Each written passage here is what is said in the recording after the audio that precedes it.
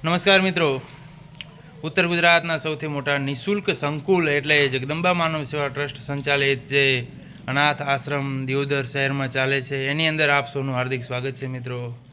મિત્રો આપણા જે જગદંબા માનવ સેવા ટ્રસ્ટ સંચાલિત સંકુલની અંદર અનાથ અને અતિ જરૂરિયાતમંદ બાળકો માટે નિઃશુલ્ક સંકુલ ચલાવવામાં આવે છે. એક પણ રૂપિયો લીધા વગર અહીં દરેકે સમાજના દરેક ધર્મના 35 જેટલા બાળકોની નિઃશુલ્ક સેવા થાય છે.